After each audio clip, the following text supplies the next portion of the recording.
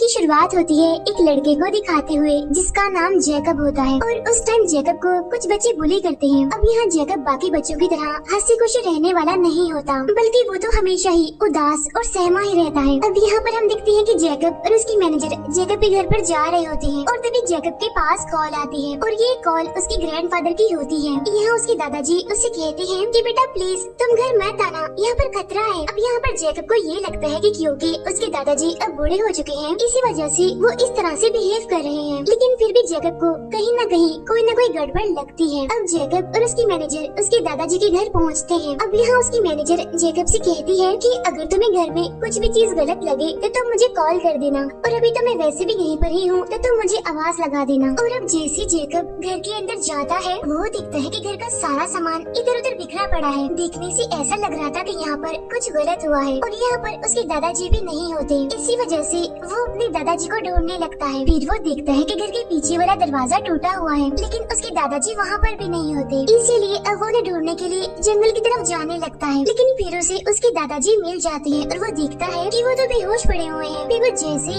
उन्हें पलटकर देखता है तो वो ये देखकर काफी डर जाता है कि उसके दादाजी की तो आंखें ही नहीं है। इसका मतलब ये था कि किसी ने उनकी आंखें निकाल ली थी। अब यहाँ पर जैकब को ये लगता है कि शायद उसके दादाजी मर चुके हैं, इसीलिए वो हेल्प के लिए अपनी मैनेजर को कॉल करता है। लेकिन इसी दौरान उसके दादाजी उठते हैं और जैकब का हाथ पकड़ लेते हैं। यहाँ पर वो उसे कुछ जरूरी बात बताते हैं। वो कहते हैं कि बेटा तुम मुझ पर यकीन करो और तुम्हें टाइम लूप यानी कि 1943 में एक आइलैंड पर जाना होगा। वहाँ पर तुम्हें एक बर्ड मिलेगी जिसने इंसान का रूप लिया होगा और वो तुम्हें सब कुछ बता देगी। अब यहाँ पर जैकब को कुछ भी समझ नहीं आती कि आखिर उसके दादाजी उसे क्या कहना चाह रहे हैं। और फिर जैसे जैकब अपने सामने देखता है तो वहाँ पर एक काफी बड़ा क्रिएचर होता है जो कि जैकब पर हमला करने के लिए आगे बढ़ रहा था। और तब जैकब जल्दी से अपने मैनेजर को आवाज लगा देता है और वो मैनेजर जैकब के कहने पर पीछे मुड़कर गोली चलाती है। लेकिन उस मैनेजर को तो वहाँ पर कुछ भी दिखाई नहीं दे रहा था और सिर्फ जैकब ही था जो उसे देख पा रहा था। अब जैकब अपने दादाजी की मौत की वजह से काफी अपसेट था, इसीलिए उसे एक साइकाइट्रिस्ट के पास जाने की जरूरत पड़ जाती है। यहाँ वो अपने साइकाइट्रिस्ट को सब कुछ बता देता है कि कैसे उसके दादाजी उसे मॉन्स्टर्स क्रिएचर्स की कहानियाँ सुनाया करते थे और तो और कुछ जादुई बच्चों की कहानियाँ भी वो सुनाया करते थे और उन जादुई बच्चों के पास खास किस्म की पावर्स हुआ करती थी।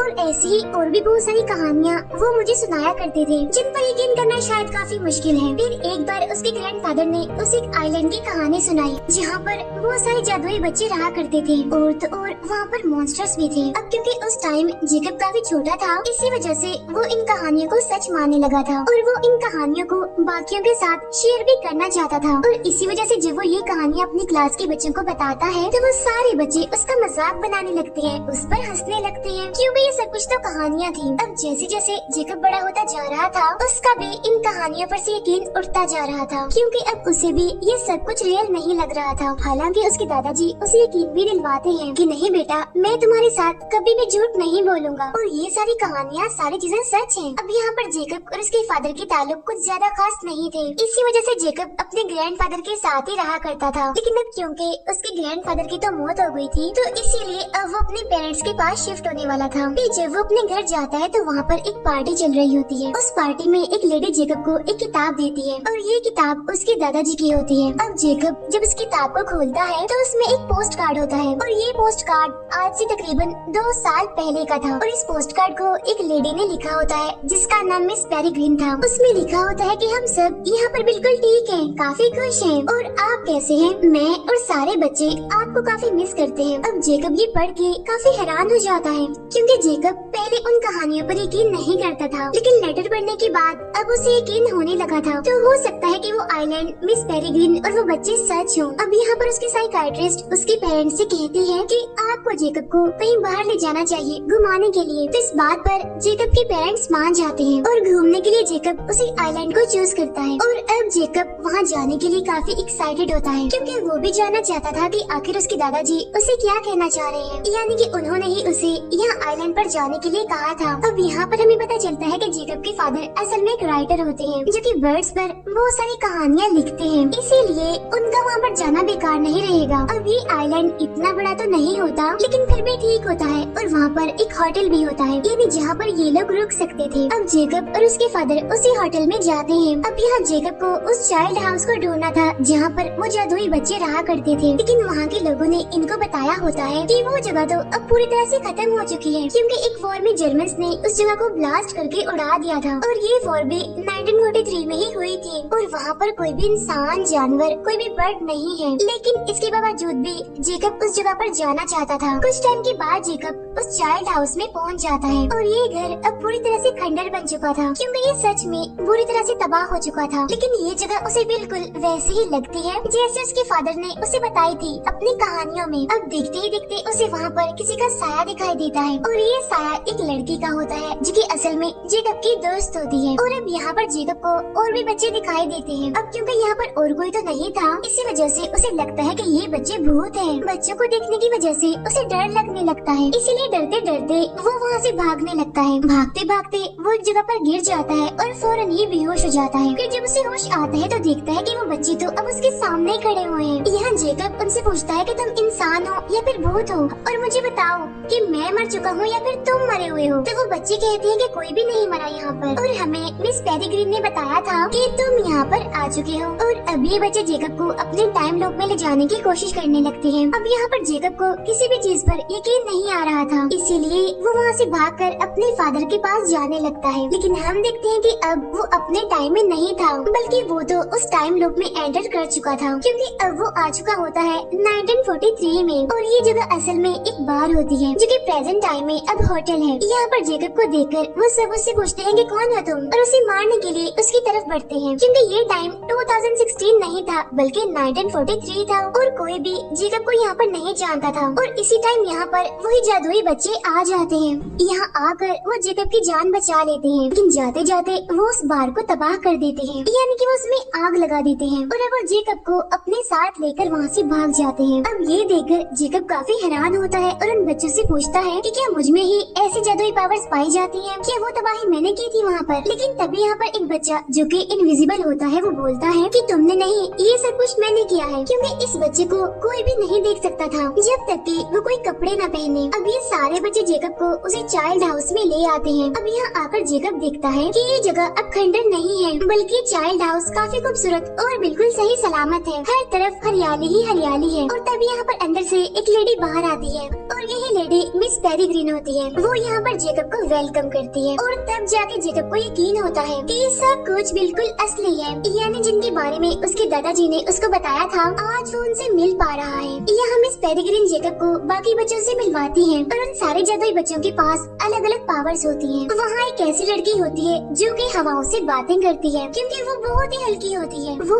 आसमान में उड़ सकती थी और इसीलिए उसे हमेशा ही लोहे के शूज पहनने पड़ते थे। एक बच्ची ऐसी होती है जिसके सुनहरे कलर के बाल होते हैं और इसमें होती है आग की पावर, यानी कि वो आग को कंट्रोल कर सकती थी। किसी भी चीज को वो जला सकती है, किसी भी चीज को वो गर्म कर सकती है। वहाँ पर एक बच्चा ऐसा था जो किसी भी चीज को बनाकर उसमें अगर अपना ही बनाया हुआ दिल डालता था तो वो चीज जिंदा हो जाती थी। एक बच्ची ऐसी थी जो किसी भी पौधे को बड़ा कर सकती थी अपनी पावर से। एक बच्ची ऐसी है जो कि भारी से भारी चीज को भी आसानी से उठा लेती है। एक बच्चा ऐसा था जो कि हमेशा ही अपने पेट में बहुत सारी मक्खियाँ रखा करता था। एक बच्चा ऐसा था जो कि अपना फ्यूचर देख सकता था। दो बच्चे जो कि ट्विंस होते हैं वो हमेशा ही एक मास्क पहनकर रहते हैं, लेकिन फिलहाल यहाँ पर इनकी पावर्स नहीं बताई जाती। और ये सारे बच्चे इसी चाइल्ड हाउस में रहते हैं और इन सब का ख्याल रखने वाली मिस पेरिग्रीन होती है और वो भी इन बच्चों के साथ यहीं पर ही रहती है। इन बच्चों की जान बचाने के लिए वो बार बार टाइम लूप बनाती है। असल में वो इन बच्चों को बाकी दुनिया के लोगों से बचाती है। अब यहाँ पर जेकब कहता है कि मुझे अपनी दुनिया में वापस जाना है। तब यहाँ पर वो सारे बच्चे उसे कहते हैं कि प्लीज तुम मत जाओ और हमारे साथ यहीं पर ही रहो। जेकब को जाना तो था ही, तो वो बच्चे कहते हैं कि चल ठीक है चले जाना,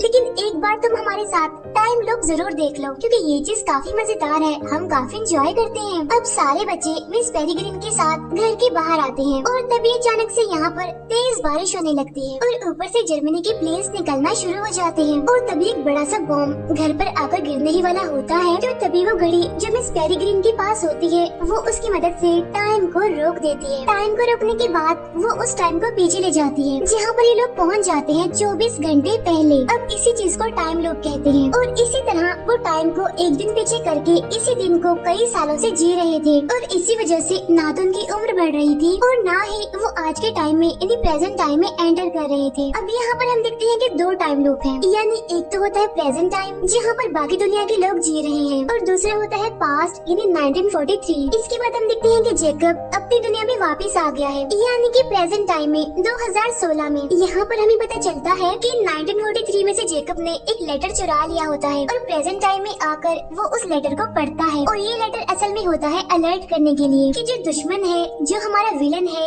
वो टाइम लूप को ढूंढ चुका है। अब यहाँ पर मैं आपको एक बात बताती हूँ, असल में टाइम लूप कोई एक नहीं है बल्कि ज्यादा सारे हैं और इन टाइम लूप्स को बनाने के लिए वही बर्ड्स होते हैं जो कि असल में प्रोटेक्टर होती हैं और ये प्रोटेक्टर पूरी कंट्री में काफी ज्यादा है और ये सारे प्रोटेक्टर अपने अपने जादुई बच्चों के साथ रहती हैं ताकि वो उनकी हिफाजत कर सकें और बच्चों को बचाने के लिए वो एक के बाद एक टाइम लूप बनाती जाती हैं। अब उस लेटर में इसी बात के लिए अलर्ट किया गया था कि विलन ने उस लूप के बारे में पता लगवा लिया है, इसी वजह से वो बहुत जल्द मिस पेरिग्रीन पर हमला करने वाला है। इसीलिए मिस पेरिग्रीन को जल्द से जल्द एक टाइम लूप बनाना होगा क्योंकि अगर उस विलन को उनके ठिकाने का पता चल गया तो वो मिस पेरिग्रीन के साथ साथ उन बच्चों को भी मार डालेगा। अब जेकब इस लेटर को लेकर वापस से मिस पेरिग्रीन के पास आता है। अब यहाँ पर मिस पेरिग्रीन उसे डांटती है कि तुम्हें ये लेटर चुराना नहीं चाहिए था और ना ही इसे पढ़ना चाहिए था। इसके बाद जेकब की दोस्त उसे अपने साथ ले जाती है, वो उसे एक काफी बड़े और खूबसूरत समंदर में घुमाने के लिए ले जाती है। फिर वो उसे समंदर की गहराइयों में ले जाती है एक काफी बड़े शिप को दिखाने के लिए क्योंकि उस शिप को समंदर की गहराइयों में रखा गया था और ये शिप काफी सालों पुराना है। शिप में आने के बाद जेकब की दोस्त उसे एक बॉक्स दिखाती है और ये बॉक्स असल में उसके दादाजी का ही होता है। इस बॉक्स में से उसे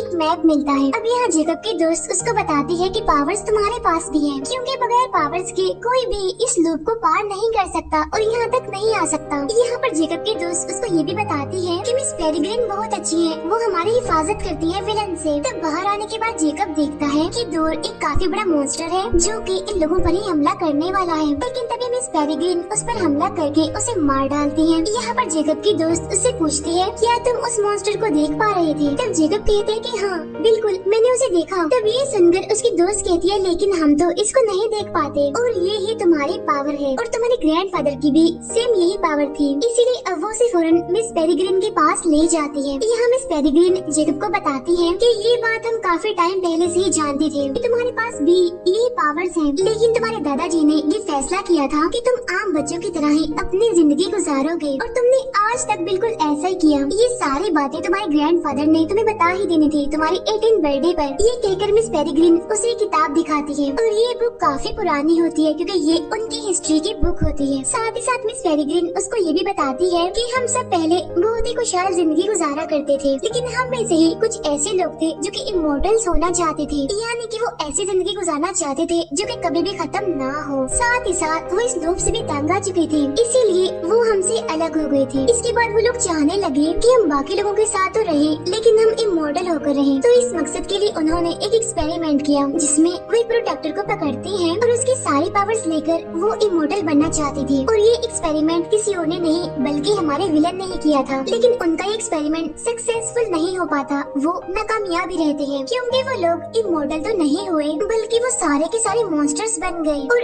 अब वो सारे मॉन्स्टर्स इनविजिबल हैं, यानी कि उन्हें कोई भी नहीं देख सकता। लेकिन इस चीज का तोड़ उस विलन ने निकाल लिया था। उसे ये बात पता चल गई थी कि अगर वो जादुई बच्चों की आंखें खाएगा तो वो इनविजिबल से विजिबल हो जाएगा, यानी कि वो दिखना शुरू हो जाएगा। अब उसने इतने सारे बच्चों की आंखें खाई थी कि वो खुद तो हो गया था बिल्कुल नॉर्मल, लेकिन उसके बाकी साथी अभी भी इनविजिबल ही थे। तभी हम देखते हैं कि एक प्रोटेक्टर अपने लूप से भागकर मिस पेरिग्रीन के पास पास आती है ताकि वो उन्हें उस विलन के बारे में अलर्ट कर सके। वो बताती है कि उस विलन ने और उसके सारे साथियों ने यानी कि उन मॉन्स्टर्स ने हमारे लोग पर अटैक कर दिया है। इसी वजह से मेरे सारे बच्चे मारे जा चुके हैं और मैं किसी तरह अपनी जान बचाकर यहाँ आई हूँ आपके पास। और अब यहाँ पर वो प्रोटेक्टर मिस पेरिग्रिन से कहती है कि अब आपको भी अपने बच्चों के लिए एक नया टाइम लूप बनाना होगा क्योंकि वो विलन बहुत जल्द यहाँ पर भी आने वाला है। अब क्योंकि जेकब इन सभी चीजों में नहीं पड़ना चाहता था, इसी वजह से वो अपनी दुनिया में वापस चला जाता है। अपनी दुनिया में जाकर जेकब बहुत सारी भेड़ें देखता है जिनकी आंखें नहीं होती। साथ ही साथ वो उस होटल के ओनर को भी देखता है, बहुत ही बुरी हालत में मरा हुआ होता है और उसकी dead body same to same उसके दादा जैसी लग रही थी क्योंकि उनकी तरह इसकी भी आंखें निकाल ली गई थी। और तब ये बात जेकब जान जाता है कि वो विलन यहाँ पहुँच चुका है और तब इसी बारे में बताने के लिए वो वापस से मिस पेरिग्रिन के पास जाता है। वहाँ भागते ही वो जैसे उस लूप में एंटर करता है तो तब उसके पीछे पीछे एक और आदमी एंटर कर लेता है और जब जेकब उसे देखता है तो कहता है कि तुम भी नॉर्मल नहीं हो क्योंकि यहाँ पर कोई नॉर्मल इंसान नहीं आता, तो क्या तुम्हारे पास भी कोई पावर्स हैं? और तब वो आदमी यहाँ पर अपना असली चेहरा दिखाता है और ये और कोई नहीं बल्कि उसकी साइकाट्रिस्ट होती है। फिर वो साइकाट्रिस्ट भी अपना चेहरा बदल लेती है और तब पता चलता है कि ये और कोई नहीं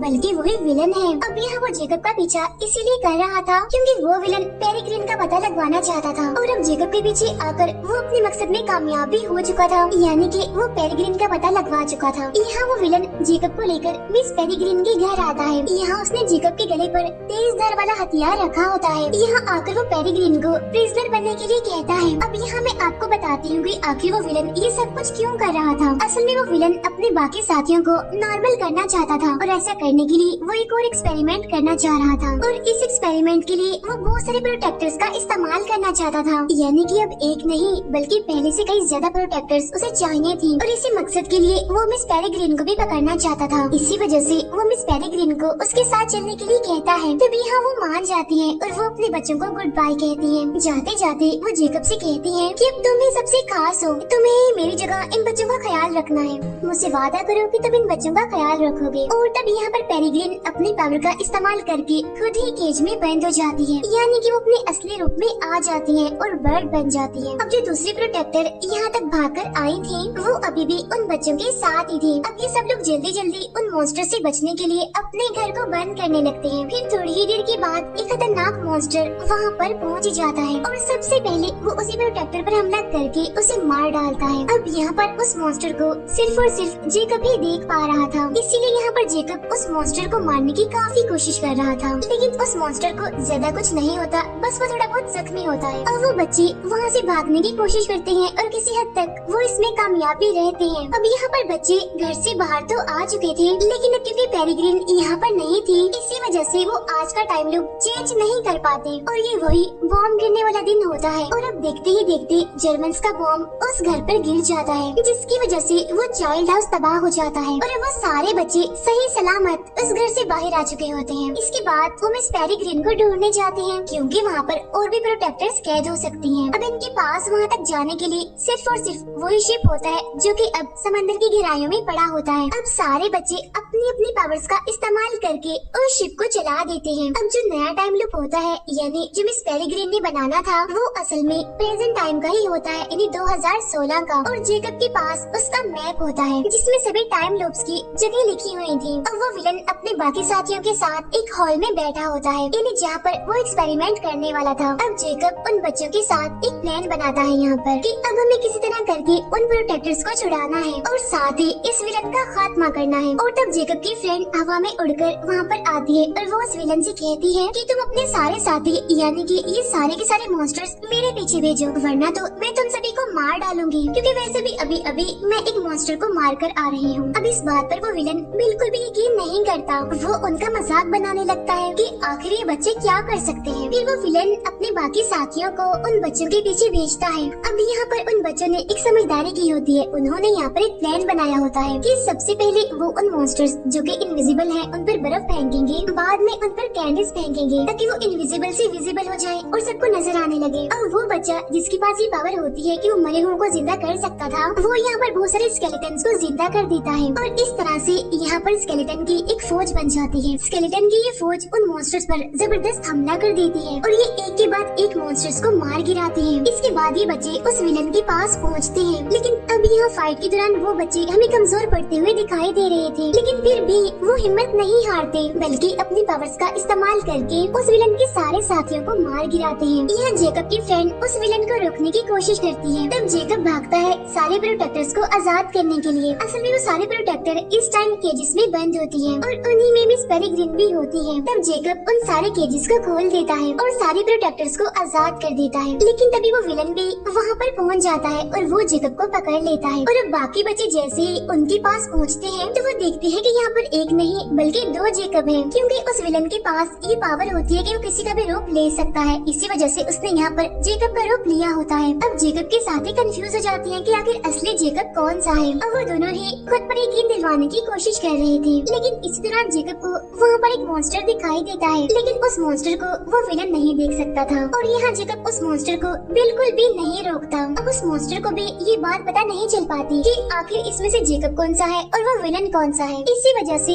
वो उस विलन को पकड़ लेता है, लेकिन इससे पहले कि वो विलन वापिस से अपने असली रूप में आकर दिखा सकता कि ये मैं हूँ, वो मॉन्स्टर उसकी आंखें निकाल कर खा लेता है और अब यहाँ पर उस विलन का खेल भी खत्म हो जाता है, यानी कि वो मर जाता है। इसी दौरान जेकब एक हथियार उठाता है और वो उस मॉन्स्टर को भी मार डालता है और इस तरह से एक एक करके सारे मॉन्स्टर्स मारे जाते हैं। और अब बच्चों को वापिस से अपने टाइम लूप में यानी कि 1943 में जाना था, क्योंकि ये टाइम लूप 2016 का होता है और अगर वो यहाँ पर रह गए तो वो एक ही सेकंड में अपनी उम्र चेंज कर लेंगे और इतनी बड़ी तब्दीली से शायद उनकी जान भी जा सकती है। और अब यहाँ पर जेकब को उन्हें गुड बाय कहना पड़ता है। अब हालांकि जेकब भी उनके साथ जाना चाहता था, लेकिन उसकी दोस्त उसे कहती है कि नहीं जेकब, तुम यहीं पर ही रुको क्योंकि यहाँ तुम्हारी ज्यादा जरूरत है। इसके बाद वो भी जेकब को गुड बाय कह के चली जाती है और अब जेकब प्रेजेंट टाइम में इन्हीं 2016 में ही रुका होता है और सभी बच्चे वापिस से अपने टाइम लूप में इन्हीं के 1943 में जा चुके होते हैं, जहाँ उन्हें अब एक नए लूप की जरूरत पड़ती है। अब जेकब अपने ग्रैंडफादर के मरने के कुछ दिन पहले वाले टाइम में जाता है, इसी वजह से वो सीधा अपने ग्रैंडफादर के पास जाता है, वो उनसे मिलता है और काफी खुश हो जाता है और वो उन्हें वो सारी चीजें बताता है जो उसने अभी तक देखी थी। ये सुनकर उसके दादाजी उसे कहते हैं कि बेटा, तुम्हें यहाँ पर नहीं होना चाहिए था, बल्कि तुम्हें तो तुम्हारी दोस्त के पास होना चाहिए क्योंकि वो तुम्हारा इंतजार कर रही होगी। यहाँ उसके दादाजी उसे पुराने टाइम के डॉलर्स देते हैं जो कि आगे चलकर जेकब के काम आने वाले थे, क्योंकि उसे 1943 में जाने के लिए बहुत सारे लूप से होकर गुजरना पड़ेगा। अब जेकब के पास अपने ग्रैंडफादर का मैप होता है, जिसकी मदद से वो कई बार टाइम लूप में जाता है, लेकिन टाइम ट्रैवल करने के लिए उसे 1 साल इंतजार भी करना पड़ता है और इसी मकसद के लिए वो सबसे पहले नेवी में भर्ती होता है और फिर जाके वो पहुँचता है 1943 में। और ये वही दिन होता है जब उसकी दोस्त वहाँ से विजिट कर रही होती है और अब यहाँ पर फाइनली जेकब अपनी फ्रेंड से मिल पाता है और ये भी असल में एक शिप होती है जिसके जरिए सारे बच्चे अपने नए लूप में जा रहे थे। यहीं पर हमें मिस पेरिग्रिन भी दिखती है जो कि वापस से अपने बच्चों के पास जाना चाहती है ताकि वो हमेशा हमेशा उनकी हिफाजत कर सके। अब इसी के साथ ही ये मूवी यहीं पर एंड हो जाती है। Thank you for watching.